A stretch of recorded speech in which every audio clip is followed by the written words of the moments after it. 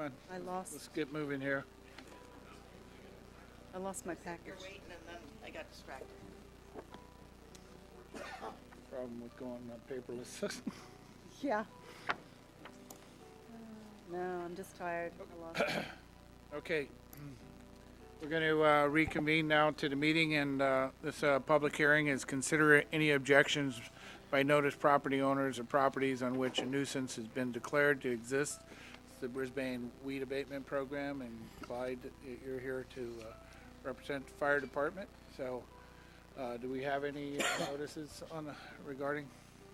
This is a public hearing, so public hearing is open. Yeah, Paul?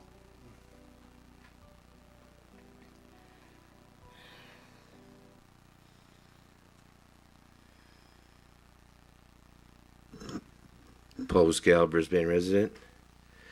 So, yeah, we have a real problem in Brisbane with large nuisance trees that pose danger to lives, the environment, property, infrastructure. And, you know, a lot of people have big trees on their properties that encroach on other people's properties as well as the public right-of-way. And we really need to do something about that. You know, it's eucalyptus trees, pine trees, very invasive, very, the leaf litter.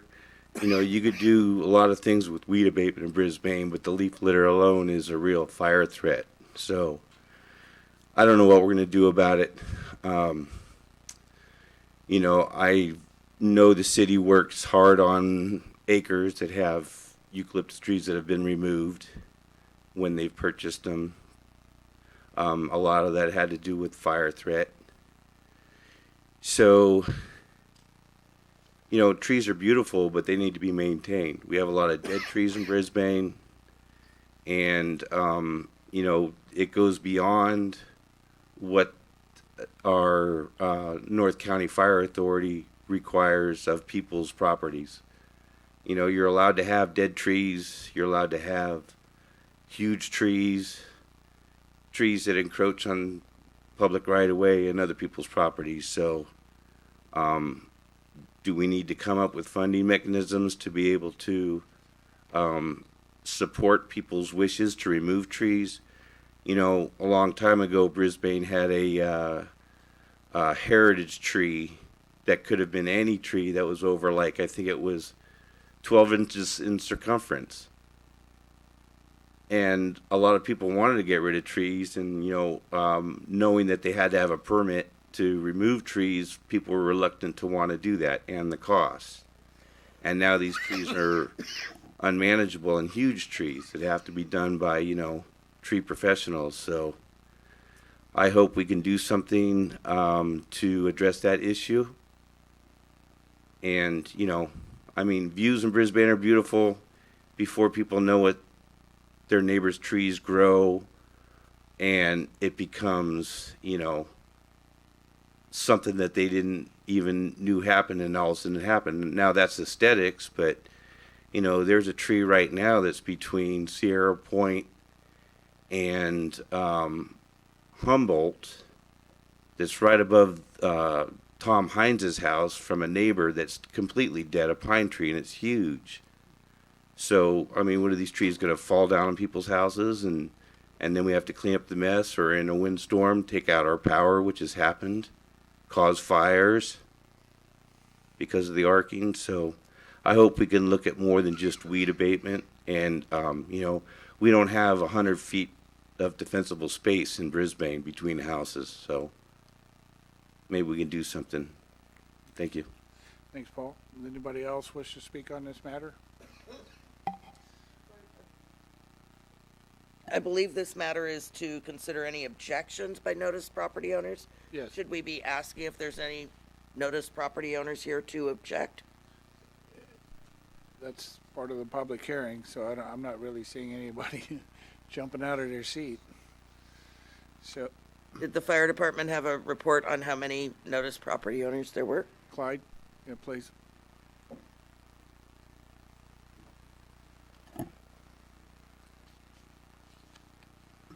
Mayor, members of City Council, Clyde Preston, Fire Inspector with the North County Fire Authority. Our program was several tiers. We sent out, obviously, May 1st, a letter to all parcels, just as a courtesy letter advising everybody to cut their weeds down. From there, the first week in June, we went and did inspections of the entire city, commercial and residential. From there, letters were sent directly to the property owner. And from that, we did the re-inspections at the beginning of July. And from there was about 33 certified letters that were sent out. So tomorrow is the final due date for cutting. I have received some calls from some gardening services and property owners who are out of town. So Monday we'll be going out and doing the final batch of inspections. So about came down to about 33 from the start of everyone down to about a little over 100 courtesy letters and then down to 33 certified letters. So most of the property owners have made contact with us and arrangements and stuff like that. So we don't see too many problems with that. I think last year we had less than 5 that we had to call the city gardener contractor in to do abatement, but that's about it. We've made pretty good working relationships with everybody here in town, both businesses and parcels, vacant parcels and things like that. And so we usually have the pretty good contacts where we can get a hold of people, so we don't foresee really any major problems from that. Okay. Any other questions for Clyde? No? Clyde knows exactly how I feel about this. Make a motion to close the public hearing? Second. A motion and a second, close public hearing. Council's discussion. Make a motion to approve? Second. Okay, we have a motion and a second. Any further discussion? All in favor? Aye. Aye. Thank you, Clyde. And Paul, to address the situation, I know that we had a heritage tree ordinance, and it was 8 inches in diameter, I believe, and we did move it over to oak trees, bay laurel, and buckeye trees. I think were considered the only. We redid the ordinance. Randy, I don't know if you could speak to that or not, but Actually, sir, the Planning and Community Development Department manages that. It's Senior Planner Ken Johnson, so I wouldn't be able to speak. Right. okay. But you bring up a good point. So that's something that we probably should take a look at. Okay, that brings us to item B, which is a public hearing. Consider adoption of resolution number 2018-55 to impose charges for funding the local Brisbane stormwater program, authorizing placement of said charges on 2018-2019 county tax rolls. And we have to do each one of these separate. Going to look at staff, city attorney. Well, they are different matters, so I think you do have to do them separately, Mr. Mayor. Right, okay, and this is a stormwater program, so this doesn't require the reading. That's a separate one, right? So, okay, so it is a public hearing, so anybody wishes to speak on this matter? Close the public hearing. Do I have a second? Yes, I'll make the motion to close. Second. Okay, a motion and a second, close public hearing. All in favor? Aye. Aye, okay. Brings us to council discussion. What's council's pleasure? So the staff report on this is that this fee is going to be applied to local parcels? We have a staff report Correct. on this? Yes, correct. We'll be applying the same fee that we've applied in years past to each parcel. Okay. And for the public, what is that rate? Do you know? Single-family home is $9.48. Multifamilies are about $19, and vacant lots go up a bit from there. Great, thank you.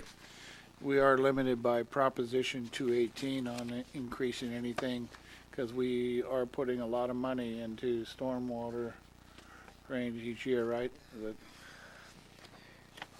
That's a correct statement, sir, and I suppose I will bring the issue up now. So just in this past session, SB 231 by Senator Hertzberg was passed, and so they have made an effort to amend Proposition 218 so that storm sewer will formally fit within the definition of sewer, but one of the challenges we understand is that the Howard Jarvis Taxpayers Association intends to sue whichever municipality implements that first, so my recommendation, we let somebody else be Yeah, first. there you go. Thanks. And I think the League of Cities has actually got an interested candidate in being first, so that's good for them.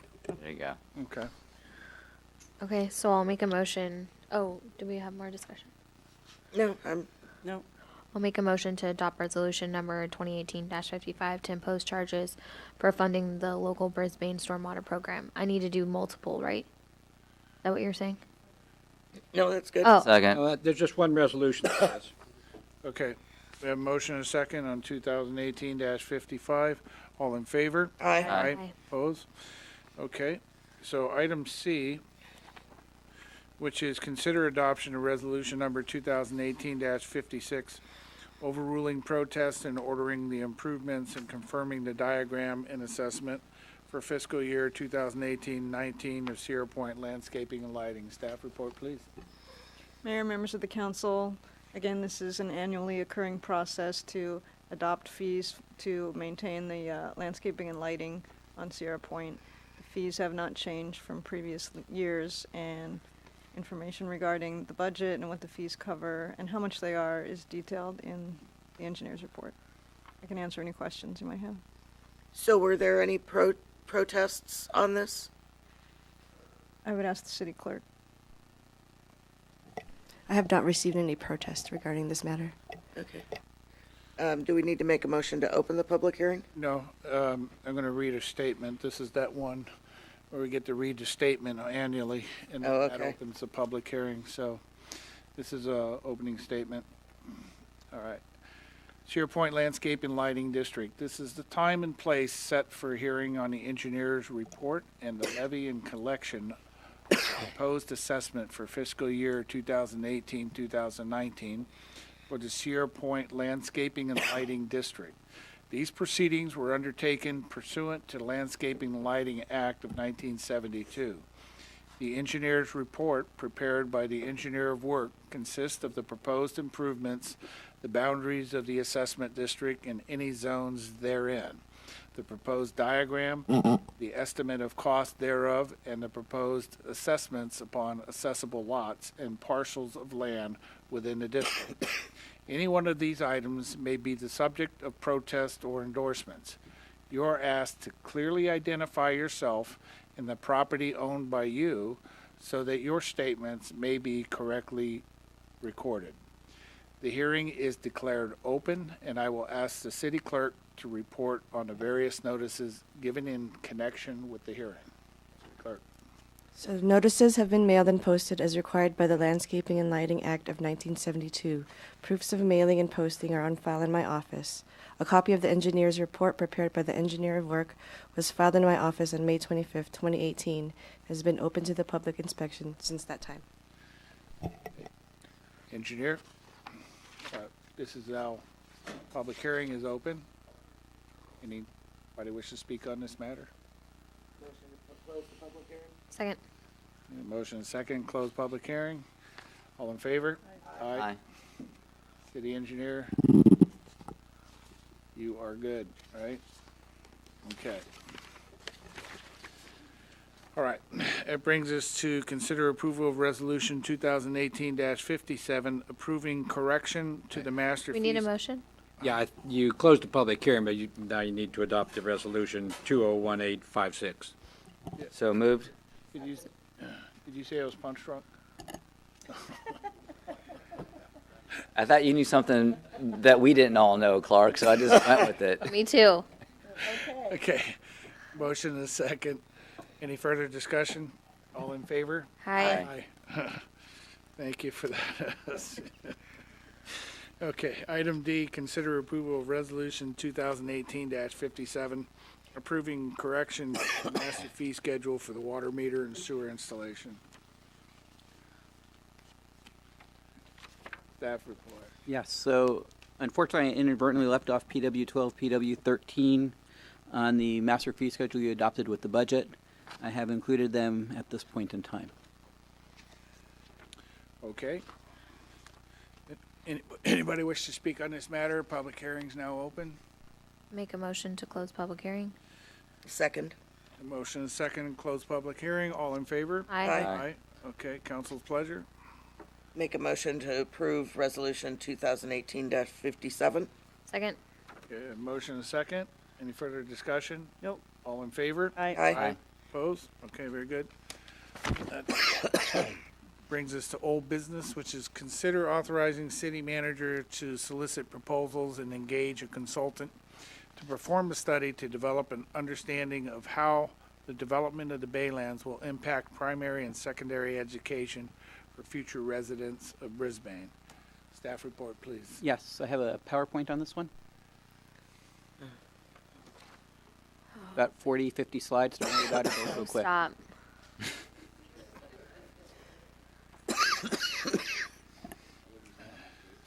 I got to laugh over here. So I just want to make sure that when I talk with when we get proposals from the various people who do this kind of study, that I have the right scope of work. So it is to determine the impact of the Baylands development on the 3 school districts. Included in that will be the number of students that will be coming off being based on the Baylands. It'll be the financial impact of the Baylands development, which would be new one-time revenues, new one-time expenditures, new ongoing revenues and new ongoing expenditures, and then also what educational opportunities for the students in those districts will be impacted by the development of the Baylands. Next slide, please. And then after we have that information, we would then determine if a different configuration of the districts would improve educational and financial circumstances for students and districts. The types of what we would anticipate would be there'd be no change to the boundaries. Bayshore and Brisbane would merge into a new ESD. Bayshore and Brisbane would merge into a new USD, Unified School District. Unified School District includes the high school. Baylands detaches from the Bayshore and joins Brisbane ESD, and that would either be Brisbane staying as an ESD or Brisbane becoming a USD.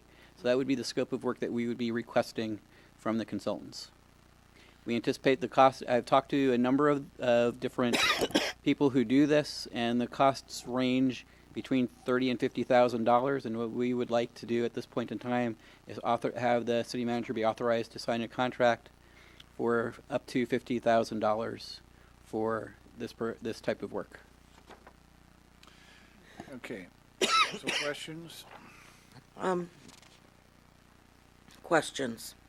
It's been brought up in some of the correspondence that we've got that this really is a item for the school districts to discuss. And then, so it's sort of like an opinion on that. And then, wasn't some of this already looked at in the EIR for the Baylands? And so a lot of the information is already known about projected student levels. So this would be something that would be done with information from the school districts. At the last city council meeting, the city council asked us to bring this item forward to you.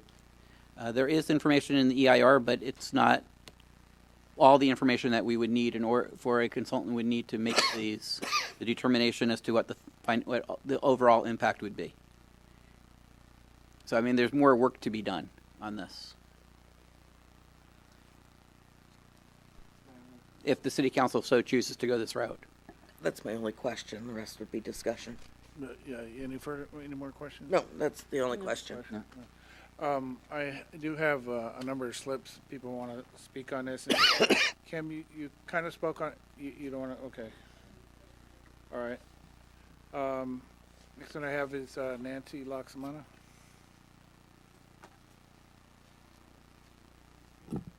Hi, real quickly, I know you're getting down to your final time. I'm in support of it. I think it's an advisory sort of review.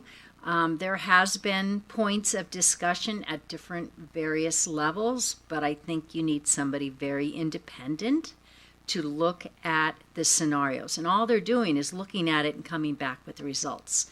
I think it's extremely helpful if you were going to be a new Baylands parent to know what your options are. We're going to be paying for the recreation for those kids.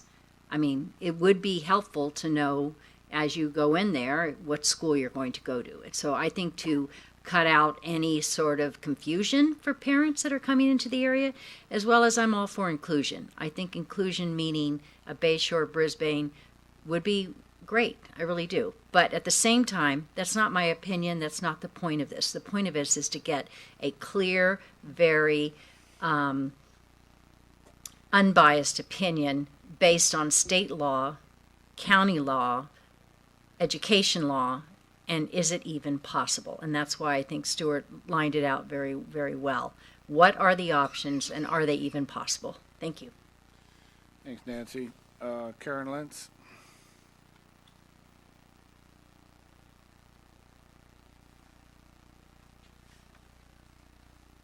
Hello again. Karen Lentz, Brisbane resident. As a former board president of the Brisbane Elementary School District, I respectfully ask that you approve the school study. Our superintendent and school board will need to analyze and strategize with the Bayshore School District, the Jefferson Union High School District, to decide what's the best solution for this population of new students. And we're going to have a completely different scenario than was studied previously. So it is necessary for us to take a fresh look at this. We need clear, substantive, and objective data.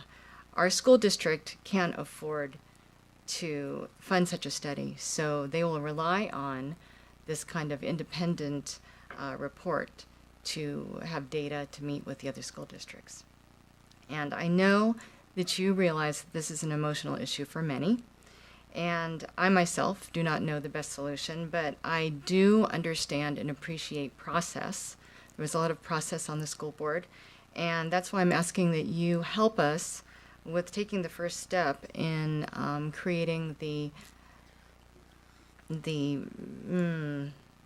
background needed to work with our neighboring and partnering school districts to come up with a good solution for everyone. Thank you. Okay, thank you, Karen. Barbara Abel.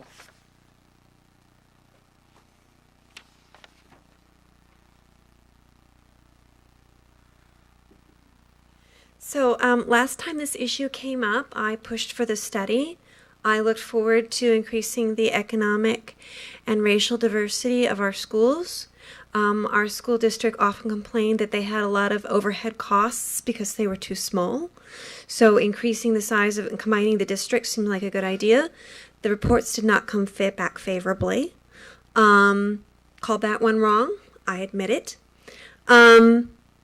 I think it's too soon to be undertaking this again. I think that, if I recall last time, the school got money from the State Board of Education. Totally could be wrong on that. But it wasn't up to our school district to fund it all by themselves. They got help. And I think if the city wants to add on to a school district study for specific issues, I think that would be fine. But I think this is something the school district needs to pursue on their own terms. We're just talking here about all of our unfunded liabilities, and now we've got another little pet project. You know, as important as our children are, I still think this is another little pet project. So I would rather see us put this money towards some of our unfunded liabilities or towards an adjunct study or a school bus so that my son does not have to leave at 6:45 in the morning now. Or, you know, and maybe just not putting it on the backs of the Baylands project, you know, another $1 on their backs. I just can't support this at this time. Maybe later. Thank you. Thanks, Barbara. That's all the slips I have. Michelle? Sorry, I didn't want to waste another piece of paper.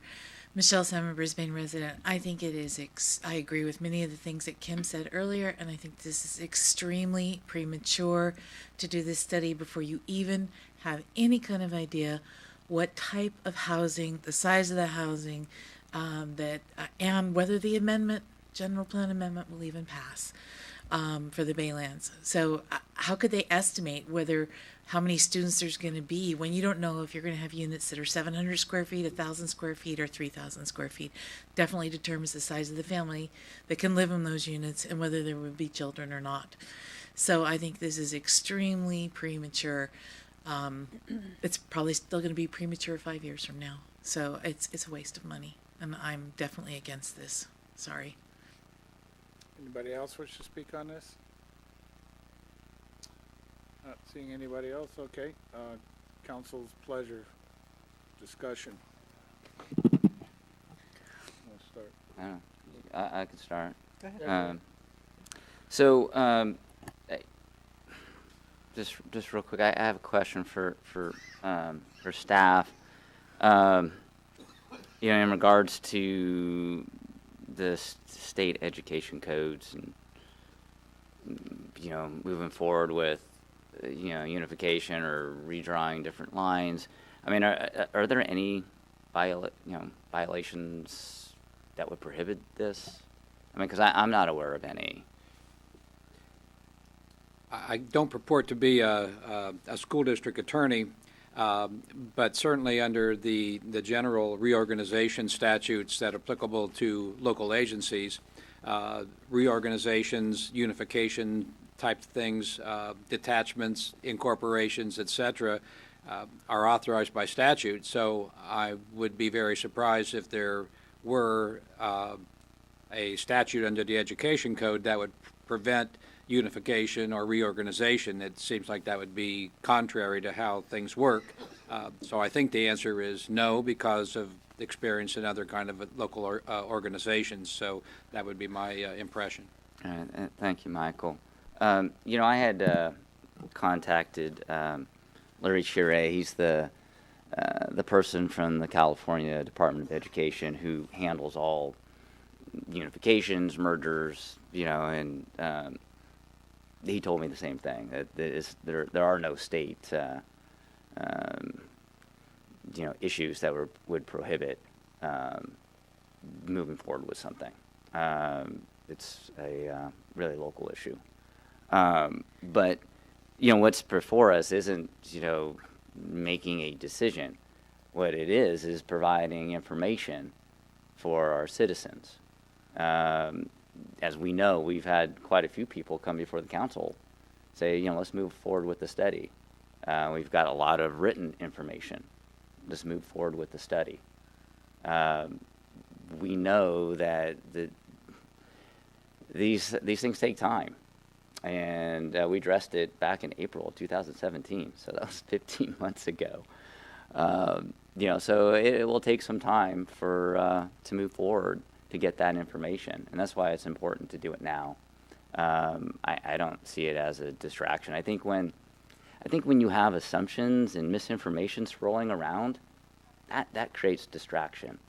But when you provide real information and you give the public the means to make informed decisions, to me, that's what democracy is about. That's what we should be doing, for our constituents. And so I would move forward with authorizing the city manager to solicit the proposals.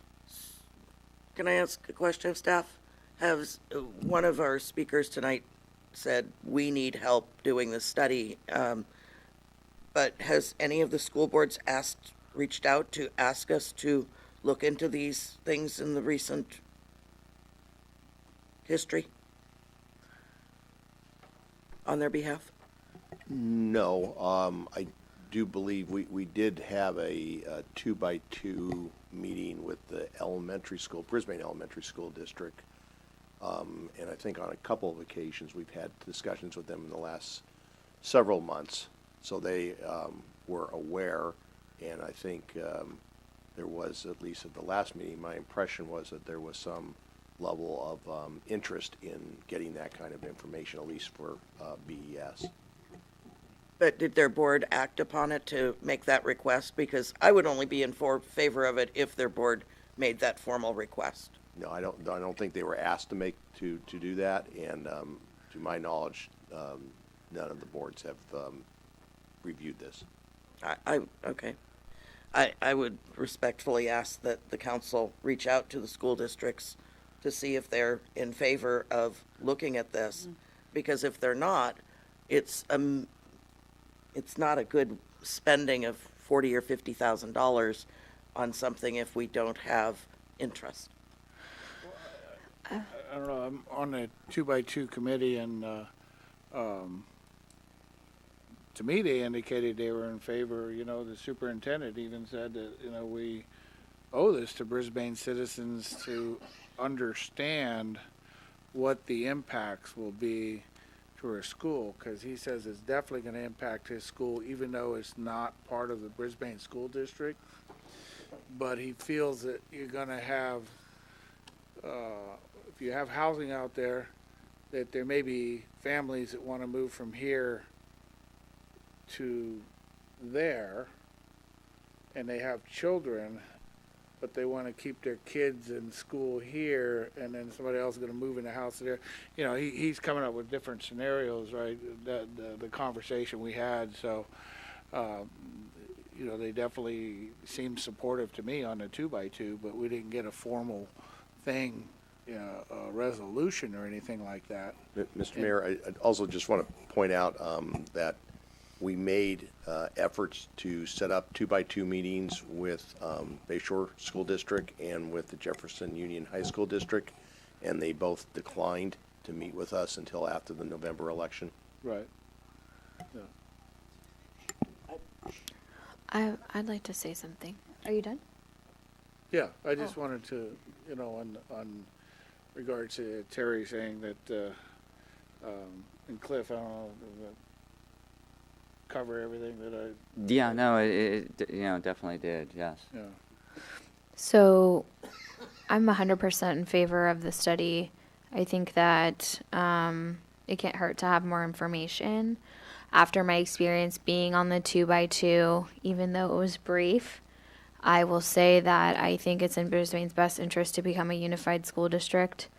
I'd love to see a high school on the Baylands that Brisbane students from Central Brisbane and the Ridge can attend. The reason there's a 2x2 is because there is collaboration between the city and the school district. However, I do think that maybe the timing is a little bit off, because $50,000 is not just a drop in the bucket. I would say that that's a substantial cost, and I think that it makes sense to spend that money wisely when we actually know the outcome of the vote. I think it's premature to go ahead and spend $40,000 or $50,000, and then what if that's assuming that the GPA is going to pass, and if it doesn't, we just lost like $40,000 to $50,000 that we can't get back, and I think that will look stupid. And to me, it just doesn't it doesn't make sense until we know for sure that we're studying something that's going to happen. And at that point, I'm 100% in favor, but I don't want to spend money on something that could be a waste.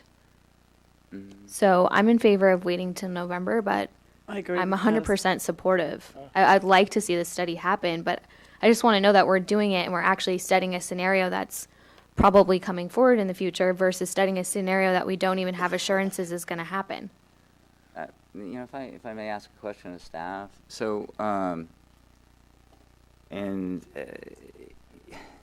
know we have a different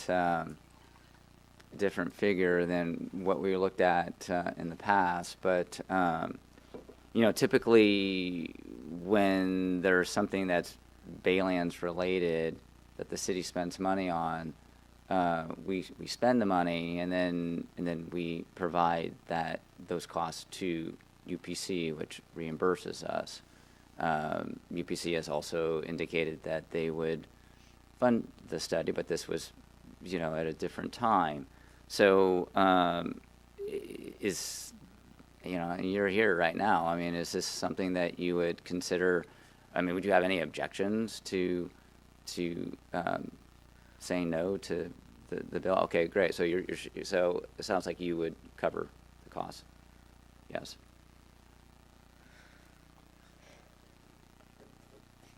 Jonathan Scharfman, UPC. As was agreed to previously, UPC is willing to fund this study at the time that that all parties believe that it would be most useful. All right, thank you. So, yeah, so I mean, it's not coming out of our pocket, you know, just like when we did the sustainability framework and we put together that document, you know, ultimately UPC covered that as well as other things. So, you know, it just takes so much time to put things together, and it's better to just have that information out there. And if maybe it's possible that the information comes back before the vote, it provides just more information for our constituents to understand what potential possibilities there are. So to me, it makes sense to do it now so that we have that information available to our citizens, again, to make informed decisions. Because this is really important to a lot of people. You know, some people, you know, decide they're not going to live in Brisbane anymore because there aren't high school options. So to me, it just kicked it down the road so many times. Now it seems the time to do it, and it's not costing us anything. It just provides another bit of information. And once we give staff authority to move forward, we're not dealing with it until that information comes back months later. Better to have the information now rather than say the GPA passes and now we're doing this study that makes it seem like maybe we're, you know, not moving forward with a non-bias objective. Now we have a bias objective. So to me, it doesn't hurt to get the information now or sooner than later. So, you know, you make a point about people being able to know how to vote on the general plan amendment and whether they're going to have a high school in Brisbane. But even if the GPA passes and everything goes well and the developer enters a development agreement and starts cleaning it up, we don't know if that's 2 years, 5 years, 10 years, 20 years before we actually have students there, before that ground is remediated to the level to be able to have students and families. I don't think people should be banking on whether their 10-year-old is going to be attending a high school in Brisbane in 2 years. I mean, or 6 years, whatever it takes.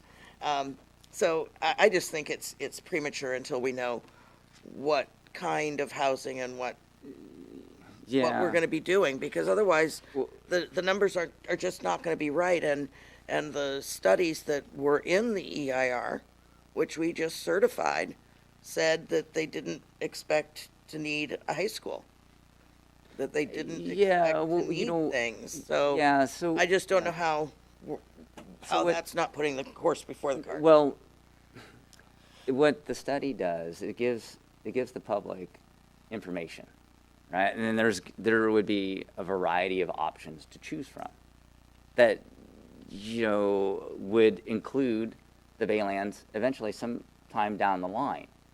So by not having this thing in place and getting that information now, then it just keeps pushing it farther and farther away. You know, people are wanting us to lead. It doesn't hurt us. It doesn't cost us any money. Let's just move forward with the study. And then we have that information at our disposal rather than having to deal with it, you know, some other time down the line. So I would just, to honor the people who've come before us and written those letters, let's just get them the information. It's not costing us anything. Let's just move it forward. So I would make that motion. Okay, I want to hear from Karen first. You know, I was thinking right along the lines of Madison, but, you know, if UPC's willing to pay for the study, I say let's do it and give the information to the parents and the teachers, and no skin off our nose if we're not paying for it. Thank you. Yeah. I mean, Nothing's free money. I would say that, you know, even if it does come back as something that's feasible, it's got to be, I hope that it's made clear to all these people who are wanting this study that information's not misleading. Just because the study may say it is feasible, it doesn't mean that that a merger will happen. I think really what this study could do is if it does show that a situation is feasible, to really inspire all these people who've come to talk to us to really focus that attention on the school board and the Bayshore School District Board, because those people are ultimately the people who make that decision. So even if it does come out as being, hey, this can happen, it doesn't mean that it's going to happen. That decision still left up to another entity, and I really don't think that that should influence how people vote on this, because that really is separate from us. But I'm happy to support moving ahead with the study. I just hope it's it's not something we want to update in 10 years from now, because then we're looking at another cost then when it may be more pertinent at that point. But like I said, I'm in support of the study, so I'm happy to second your motion. So I'll make a motion to authorize the city manager to solicit proposals and engage a consultant to perform a study to develop an understanding of how the development of the Baylands will impact primary and secondary education for future residents of Brisbane. Second.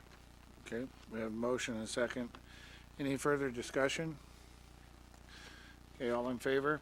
Aye. Aye. Opposed? Opposed? Okay, 4-1. All right, it is 11:16 right now, and Terry, I know this next one is important to you. Do you want to stay or leave? I'll extend the meeting to 11:30, but I think we're getting a little beyond the realm when we started at 6:30. Okay, and this is these Not next fair two to any of items us. are these next two items we have to get done. Well, A is not absolutely important, B is time sensitive. So we are getting a break for. Okay, let's go with B first. And, Well, let's just do them. Let's okay. just do them. All right, let's do A. All right, item A, staff report. Yes, sir. Honorable Mayor, Member Tem, council members, good evening.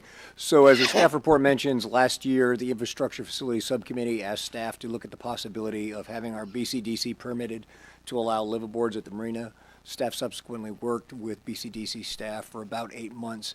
And what we have in hand now is a permit amendment that allows the city, but does not require the city to have liveaboards out at the marina, and it allows for a total of up to 58.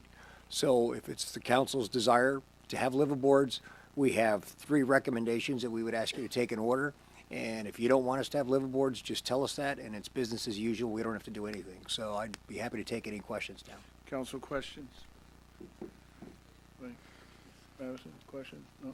I do. So by having liveaboards, would these be boats owned by people who are living on them, or could they be boats that are being rented for lower income housing? That's an interesting question. I don't know the answer to it directly.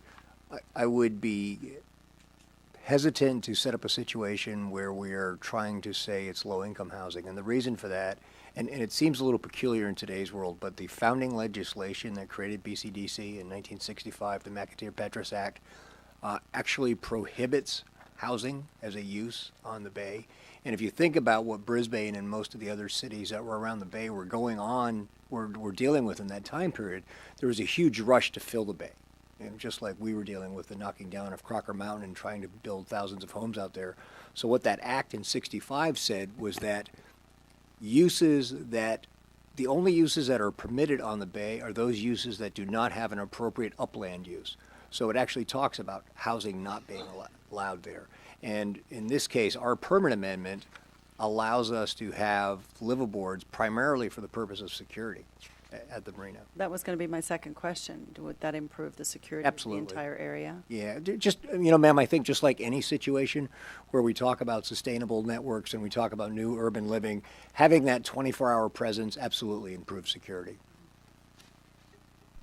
That's all my questions. Any other questions? Council questions?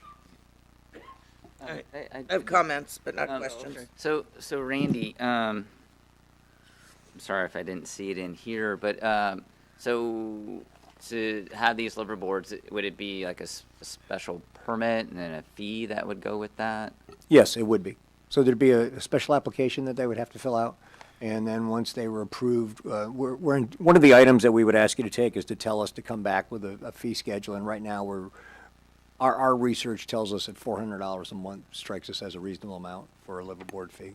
Okay, and then other marinas along the peninsula, do any of them have liveaboards? There's a handful of them that do, right directly across the bay from us, directly across the little inlet from us. Oyster Cove does allow liveaboards. And have they, what's the top marina person? The Harbor Master. Harbor Master. Mhm. All right, so have any of the harbor masters that oversee liveaboards, have they expressed any negative responses to you?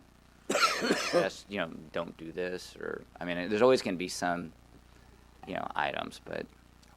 There's a challenge everywhere, right? So, Yeah. I mean, I think in general, whether you're looking at leadership profiles, you're looking at how we set speed limits, 5 to 15% of the population at any point in time is non-compliant with the rules and regulations you have, and those are the people or the employees or the customers that you're spending a lot of time with. There have been some situations where things have gotten out of hand. You may have read some of the reports where you have the tie-outs that happen out in South Salito. They had some similar situations that were down in the Monterey Bay Area that they had to work on. You had to put a lot of time on. I think we've got enough experience here and enough other harbor masters and enough other marinas to deal with that I'm not terribly worried about it. Will it be problem-free? Absolutely not. There will be some challenges. But we have challenges down there now, and we just deal with them as a matter of course. I think overall it would be a better situation. I think it will be much safer for the marina. I think it will encourage the marina to go in the direction that I keep trying to hope the marina goes, and I know our harbor master Mike Hine is trying to get there. Is we continue to really try to make it a family-friendly environment. That doesn't mean we only want families down there, but it means, in my mind, that someone ought to feel safe and welcoming to bring their family down there and to know that, hey, I can go run into town and get some supplies. I don't have to worry about what's happening there. And I think having that small 10% contingency or number of the slips that are liveaboards will get us to that point. All right, thank you. Sir. So can I follow up on that? Yeah, On go ahead. page 2 of 5 of the addendum to the license agreement, Okay, we get there. paragraph 9, it says that the floating home residency law is inapplicable. And so I think that addresses Councilmember Lentz's concern about, are these homes? And then, and that no residential tenancy is created in the paragraph after that. So, for me, down at the marina, I think it's really nice when you see lights on boats, and you know that when you're walking to the, into the dock, that if something were to happen and you called out for help, that there's a chance someone would hear you. And having those lights and having that activity spread out on the docks makes it where it feels safer and it feels more secure, and it's just a better situation. And that's why I had come to the subcommittee and recommended that we look into making this possible.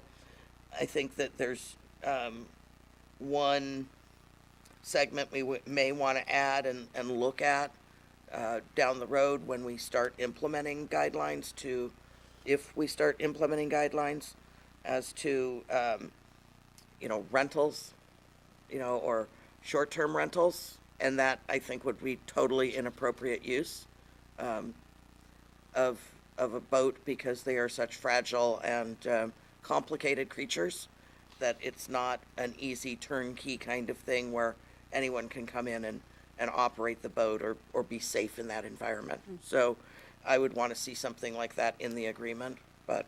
So, ma'am, if I may answer that, I think it's already in the agreement, because that falls under the category where it says you can't operate a business out of the marina without our permission. And so we actually already deal with that now. We have people that do B&Bs on the boats, and when we go on the B&Bs and we find them, we reach out to the boat owners and remind them that's an existing prohibition and that they need to stop it. Does this need a motion? There are 3 motions that are necessary there, ma'am, up on page 1 of the staff report under recommendations. Okay, I have questions, Randy. Yes, sir. In page 4 or 5 of the addendum, Uh-huh. Item 16 says use of alcohol stoves or ovens prohibited, Correct. and most stoves on boats are alcohol. How do we deal with that? We're expecting propane. Propane? Yes, sir. Okay.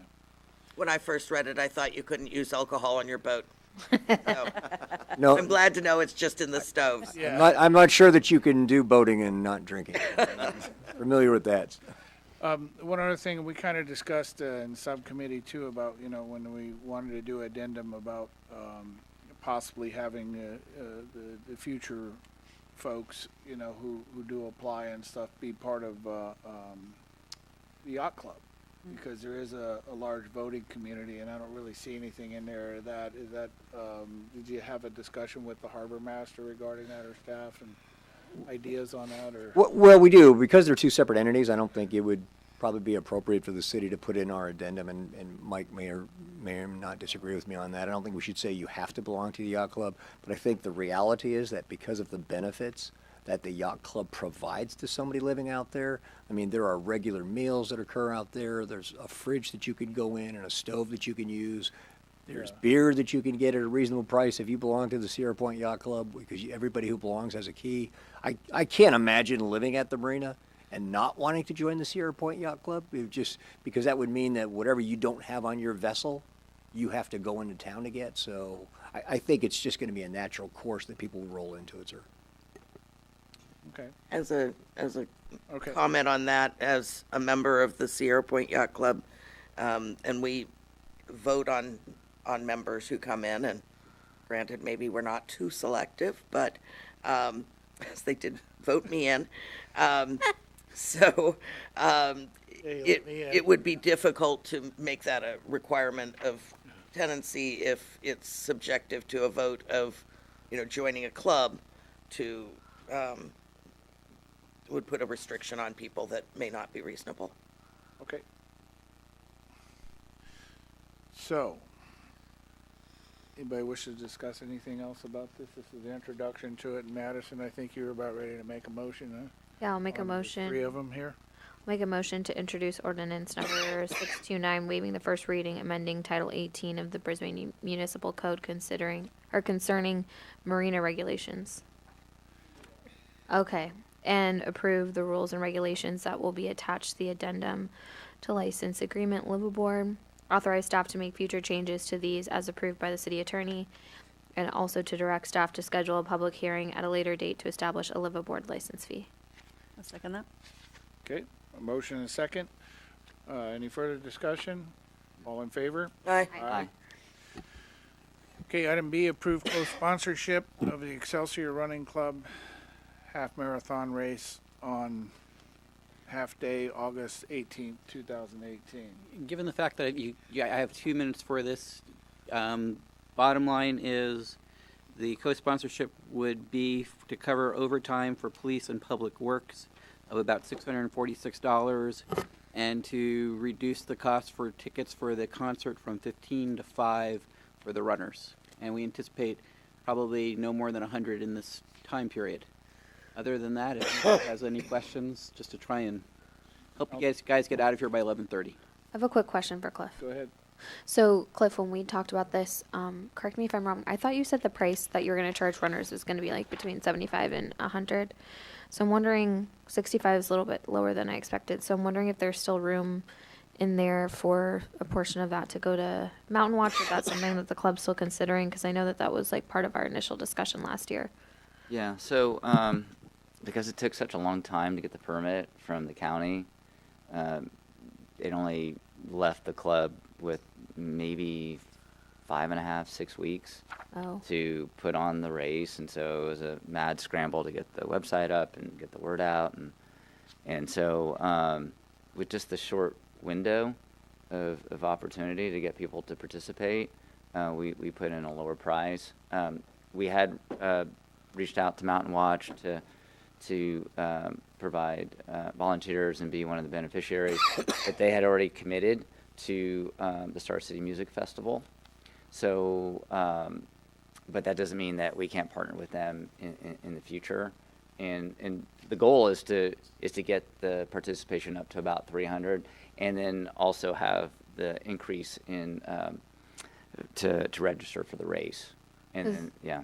Because then there would be like a direct estimated how much Mountain Watch would get versus how we did it last year, where like, you know, vendors gave a portion of their sales. It's hard to determine exactly how much one would get from that. But if you had like 300 attendees and you gave, you know, $5 a pop, let's just say to Mountain Watch, you would know well in advance how much they would be making. Okay. Yes, absolutely, and that in a sense was already proposed, but yeah, they're already pretty thin in regards to volunteers. That's my only question. Okay, anybody else have questions on this? Nope. Entertain a motion? I'll make a motion to approve co-sponsorship of the Excelsior Running Club Half Marathon race on August 18th, 2018. Okay. So are you involved with this? Yeah, do I You have to recuse abstain, yourself? or how does that work? Well, yes, you should. Okay, I abstain. Okay, then I'll second it. Okay, so did someone second? I did. Yeah. Okay. All right, we got a motion in 3 seconds. All in favor? Aye. Aye. Abstain. Okay, all right. Brings us to staff report, city manager's report on upcoming activities. Do me up. Okay. Okay, 3 quick items. The yard sale is this Saturday. Care. That's not your phone, is it? No. Kite Festival on August 4th. National Night Out for the police department is on Tuesday, August 7th. Okay, that's it. Okay, countywide assignments, subcommittee reports. We do have a litany of things here. Council wish to talk about this or just bypass it, and if citizens want to read it, we have copies up here and you are welcome to it. Bypass Council's it. pleasure. Yeah, that's good. Yeah, we have that. We had an economic development subcommittee meeting, Okay. and just real briefly, we met with one of the cannabis Rand Martin. distributors, Yeah. Kaliva. Kaliva. Yeah. So just shared a little bit about their operation with us. Public Art Committee met to discuss upcoming projects and to just basically have our first meeting for the new appointed committee members, and it went well. You have $353,000 available for projects for public arts. And 7,000 Marina project will privately install public art project. They have chosen Gordon Huther as the artist. Fantastic sculpturalist. Really, actually, quite a lot of mediums that he does. I think we're gonna come out with a great piece of public art. So I'm excited to move forward in that process. Okay. Cliff and I met yesterday, day before, 2 days, I don't know. We met sometime this week. The 2x2 committee on Brisbane School District. And we discussed the modular and the reasoning behind that, and they do not want to come off. They only want to allow up to the 1,800 square foot building, because otherwise, you know, we looked at a map, it takes the whole playground up, and they just don't want to give that up. They think the blacktop is too precious. We talked about alternatives and stuff, but we're recommending that we just move forward with the 1,800 square feet that would provide bathrooms and up to 80 students maximum. Is that right, Stuart? Yeah. Okay, Yeah. and that's going to be the recommendations, subcommittee. Yeah. And then you know, there it does open the opportunity for later negotiations with the school in regards to using some school property, you know, and they're amenable to that. Right, and we talked about overflow and stuff, so. Yeah. Okay, city council meeting schedule. That looks like that our next meeting is September 6th. Correct. Okay. And so enjoy your vacations and time off. And then we have written communications. Have a list of written communications, like a Christmas list. See, there was Johnny, Susie, Danny, Kim, Okay, we had non-Baylands related written correspondence. So we had Dana Dilworth, Luke Bouchard, Save the Bay, and Cece Herman. And Baylands project written correspondence between June 21st, July 19th, Danny Ames, Sam Sita, Kim Foyleen, Dana Dilworth, Chris Hart, Alvin Warfel, Barbara Ebel, Brian Lee, May Swanbeck, Danny Ames, Adina Levin, Michael Barnes, Carolyn Parker, James Christie, Michelle Salmon, Diane Van Stralen, Peter Sutherland, John and Tuvere, Beth Grossman, Nancy Coleman, and Alex Reisman, David Crabb, Alex Reisman, Nancy Coleman, Michelle Salmon, Raymond Law, Spur Board of Directors, and Alex Coriano. And that's it. And that brings us to oral communications number 2. Michelle, come on up.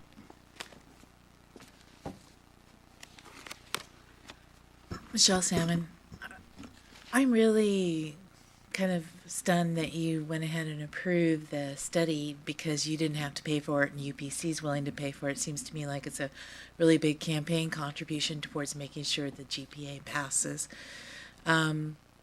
It's really not very ethical, in my opinion, that to do that, especially when we don't know how many houses are going. I mean, we know between 2,200 and 1,800 units of housing is in the general plan amendment, but we have no idea the characterization of those houses, the size of those houses, how many students that would entail, and what the build-out timeline is. And I think it is really premature to do this study, and I think it's being held out as a carrot to encourage people to vote yes on the amendment. And I kind of think that's really not very fair play.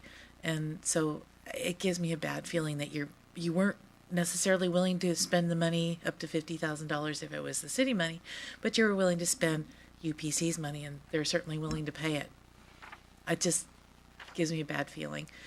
The other issue I want to bring up is the amount of fugitive dust that's been coming out of the Brisbane quarry, and I'm really upset about that. I've complained to the Bay Area Air Quality Control Management on more than one occasion. A week ago Sunday at 6:30 p.m. there was huge swirls of dust coming out of the quarry, huge swirls of dust. And it's because we're allowing the importation of loose dirt into the quarry, many of those trucks not being covered when they go in. I observed probably 10 trucks in the period of an hour going into the quarry without being covered, their loads being covered. And it poses a serious public health threat, and I think that we need to address it with the county. And I think it's the city's responsibility to do that, and I'd like us to get on it because it really does pose a threat. I'm also very concerned about the amount of fugitive dust that is coming off the site at the Brisbane Marina where they're doing the pile driving and construction. You can go and wipe down the tables outside on the back deck of the yacht club every single day, and you'll get a black, filthy cloth from wiping down the tables. The amount of fugitive dust coming off that site cannot be healthy for anybody in that area. So I don't know why we're not monitoring that as well. So thank you. Thank you, Michelle. We did put in, oh, sorry. Yeah, regards to the dirt trucks, I know there was some discussion about that. Clay, do we have an update on that? Yeah, we've been in contact with the county.